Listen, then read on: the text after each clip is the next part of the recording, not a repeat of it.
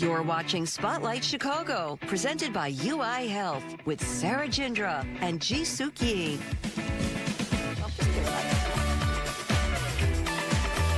January is almost over, and if you're having trouble keeping up your resolutions, it may be time to focus on small, realistic rituals. Erin Coupe joins us with how you can regain energy, reduce that overwhelming feeling, and create meaningful change in 2026. Welcome, Erin. Thank you. I'm so happy to be with you. Yeah. Okay, we were just talking about, like we're into January. It's almost the end of January. So this is a nice time to kind of do a recheck. Maybe if the resolutions you made aren't going that well for you right now. Right. I mean, resolutions a lot of times kind of drive this perfectionist tendency in us, at least for that first month. Yeah. So resetting and saying, actually, how am I doing? And does this still work for me? By the way, it's okay if it doesn't. And you can evolve your resolution into something more meaningful for you. And why don't resolutions work for people? I mean, people set unrealistic goals sometimes because they sound great, but they're super lofty. And they are really hard to keep up with because they require so much willpower. Not just discipline, willpower. Okay. Eventually that willpower might become numb or draining to you because you're just exhausted from it. So that's where people get themselves in trouble and they feel like a failure with their resolutions. Okay, so this is where I love you come in and say, let's kick out that resolution. Let's talk about ritual. Okay. So what does ritual mean to you? So a ritual is something that energizes you. It restores your energy. It is not something that requires you to really be so structured and rigid with your time or with yourself. Instead, a ritual is intentional. It is something you are choosing in the moment because it means something to you. It's going to bring you value, and it is something that you want to do for yourself or for yourself with other people, your loved ones, your coworkers. Give us an example. So, I mean, a simple example is like your morning coffee ritual.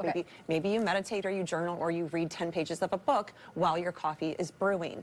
Maybe a transition ritual, something that you do after work so that you have space and a pause, a reset between the end of your workday and what comes next with your family or the gym or whatever it is you're going to move into. Okay. That seems much more doable. Bites, little bites. Yes. Little bites. I love that. Okay, very cool.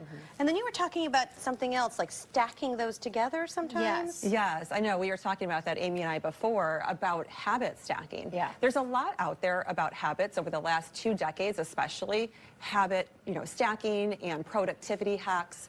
And sometimes those things, they sound great, but they can be really hard to implement. So instead of calling it habit stacking, I might just call it rituals or these small shifts and introducing small shifts. So for example, with something like a meditation or a morning ritual that you want to create, are you going to start your coffee while you do your meditation? Are you going to, maybe on the way to the gym, you're going to listen to that podcast you've been wanting to listen to? I even know someone who does yoga first thing in the morning at 6 a.m. She sleeps in her yoga clothes. And she says, I used to do that. Yeah, she said I made it a ritual because now it's not just going to yoga. What it is actually if I have to dress myself out of my clothes, then and it's cold, like you're setting an intention, it's harder for you also to not do it. Goodness, there's a lot of things I could dress in the night before, and then I just get out of the bed, and this is a great idea. Okay, so talk to us about, for me, one of my resolutions was I wanted to spend more time with family. And that can be not so easy to do. What's one of the ways that I can make a small ritual? So one of the things that you can certainly do, and this is, I write about this in the books, it's so important. We also have to look at what is in our life that we no longer have time for or space for. So what is it that's maybe been draining you and keeping you from spending more time with your family? Another way to look at that is when you are with your family, how can you make sure that you're fully present? I've seen this in so many clients. I've seen it in myself over the years. You're with people, but you're mentally and emotionally elsewhere. So put the phone aside, make sure that you're fully engaged in those conversations and you're not thinking about your to-do list or what's happening elsewhere in your life. You're just with them for that hour, 3 hours, whatever that is. You're giving them your full presence. Because you had mentioned doing a transitional thing before start. What is a transitional thing between work and family to get you in that mindset with family? Like I know people who will literally walk out of their office because they have a home office and they will light a candle.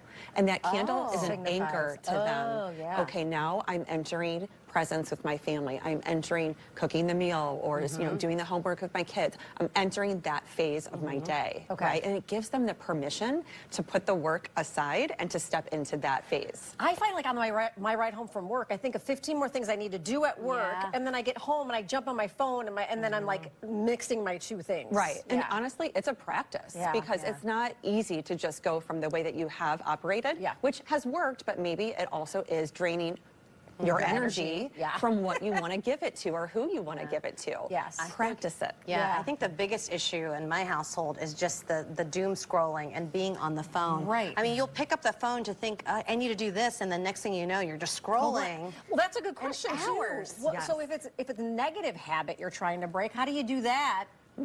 I love this one, and I mean, this is hard to hear sometimes, so we have to call ourselves out. What is not working, right? What is not working? What is draining me or taking my attention away from what I want to give it to? We're all guilty of this. No one's perfect. The goal is not perfection, it's progress, right? If I want to move towards the future version of myself, or if I want to move towards a goal that I really want to achieve, I have to make some changes, and usually those changes are within me. Right. They're not out here. And you know them too. That's the thing. You know them. You gotta go meet that future G. I know. My future G. Erin, thank you so much for joining us. We appreciate it. For more information, just head to Erin Coupe, COUPE.com, and find them on socials.